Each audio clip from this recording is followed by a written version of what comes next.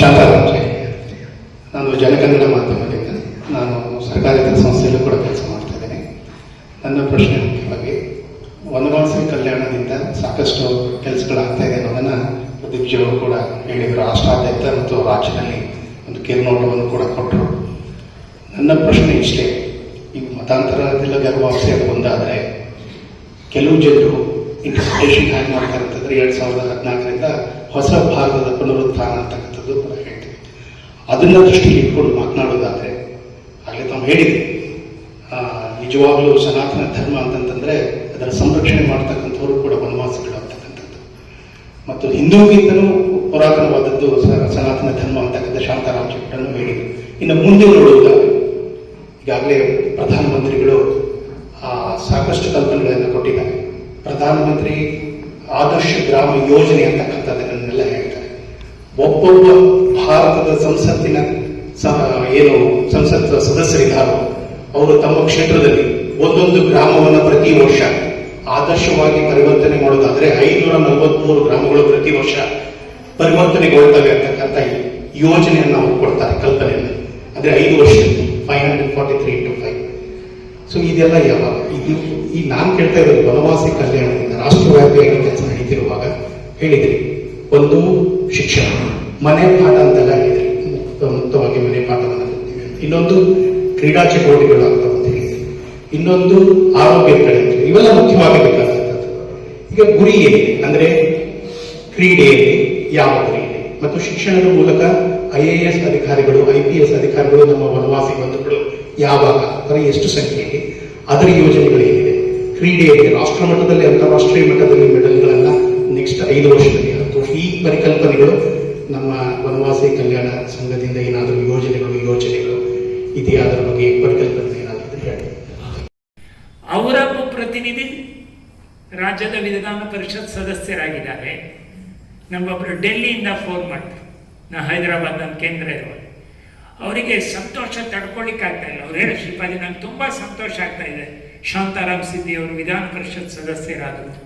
ನಾನು ಅದೇ ಆಸೆ ಪಡ್ತಾ ಇದ್ದೆ, ನಮ್ಮ ಸಾಮಾನ್ಯ ಗುಂಪಿನ ಒಬ್ಬರಾದರೂ ಈ ಥರ ಜನಪ್ರತಿನಿಧಿ ಆಗಬೇಕು, ಅಲ್ಲಿ ಹೋಗಬೇಕು ಅಂತ ಅಪೇಕ್ಷೆ ಪಡ್ತಾ ಇದ್ದೆ. ಅದಕ್ಕೋಸ್ಕರ ನಾನು ಡೆಲ್ಲಿ ಒಂದು ಕಾರ್ಯಕ್ರಮಕ್ಕೆ ಅವ್ರು ಬರುವಾಗ ವ್ಯವಸ್ಥೆ ಮಾಡಿದ್ದೀನಿ ಅಂತ ಹೇಳಿದ್ರು.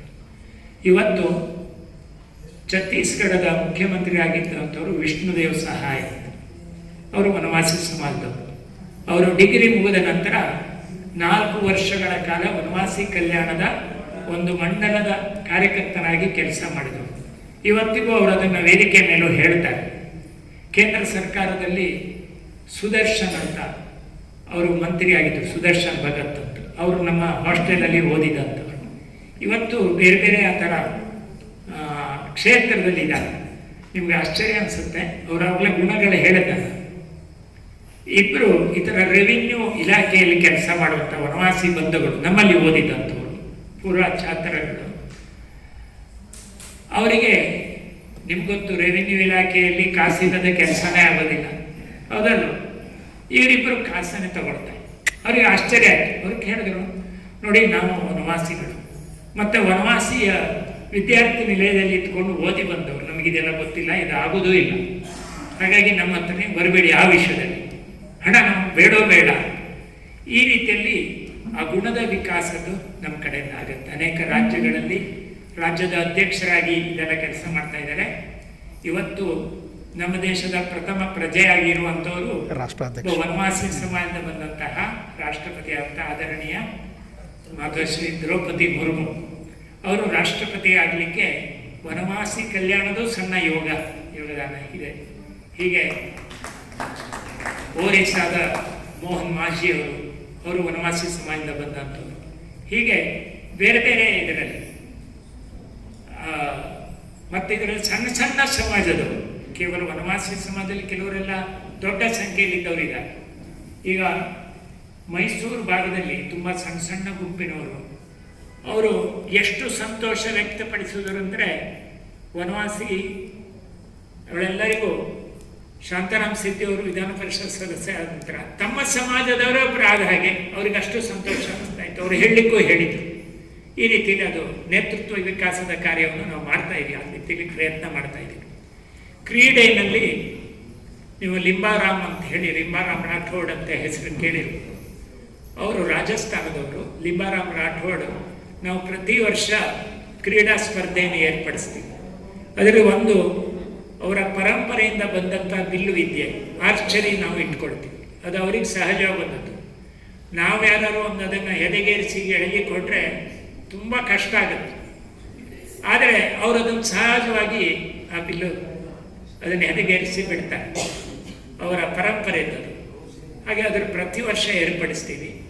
ಬೇರೆ ಬೇರೆ ಅವರಿಗೆ ಅಥ್ಲೆಟಿಕ್ಕು, ಹಾಗೆ ಗೇಮ್. ಈ ವರ್ಷ ಫುಟ್ಬಾಲ್ ಇದೆ.